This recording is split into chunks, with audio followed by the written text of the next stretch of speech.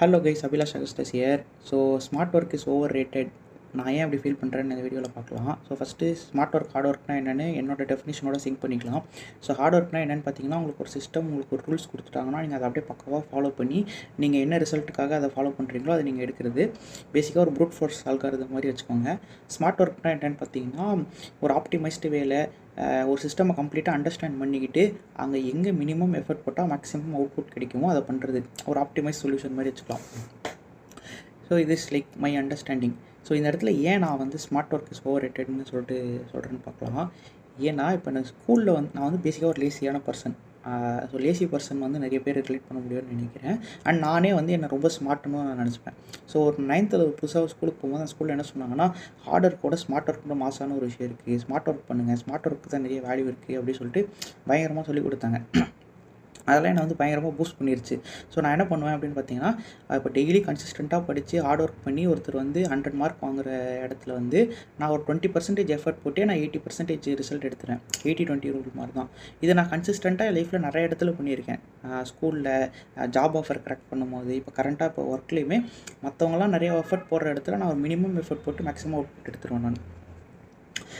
அந்த கான்ஃபிடென்ஸ் வந்து இந்த இடத்துலலாம் ஓகே, இன்டெலெக்சுவல் ஒர்க் பண்ணுற வரைக்கும் ஓகே. பட் எனக்கு எங்கே அது ட்ராபேக்காக மாறிடுச்சு அப்படின்னு பார்த்தீங்கன்னா, இந்த ஒர்க் அவுட் பண்ணுறது டயட் இருக்க இடத்துல வந்து நான் வந்து மற்றவங்களாம் வந்து ஒரு 1 இயர் வந்து இவ்வளோ வெயிட்டை குறைக்கணும், ஒரு 10 கிலோ குறைப்பாங்கன்னா நான் வந்து 3 monthsலேயே குறைச்சிருவேன்.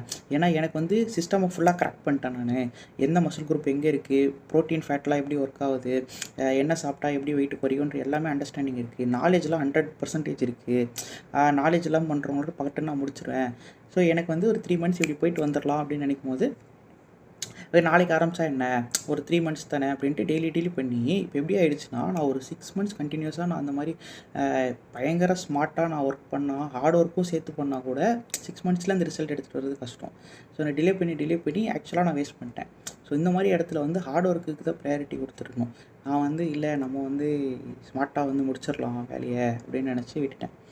ஸோ இதுக்கப்புறம் வந்து பார்த்திங்கன்னா, ஹார்ட் ஒர்க் ஸ்மார்ட் ஒர்க் வந்து கம்பைன் பண்ணலாம் அப்படின்னு நான் நினச்சிருக்கேன். இது வரைக்கும் என் லைஃப்பில் ஹார்ட் ஒர்க் பண்ணணும்னு நான் நினச்சதே கிடையாது. ஸ்மார்ட் ஒர்க் பண்ணி எல்லாத்தையுமே மாஸ் பண்ணிடலாம்.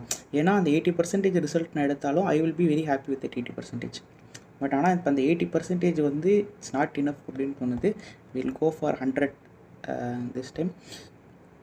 So this is like one of the blocker for not going to gym and proper diet. இது மாதிரி நிறைய பிளாக்கர்ஸ் வந்து யோசிச்சு I will post it. If you can relate na, we can have a conversation about this in comment section or wherever you want. Hope everything goes well. Bye.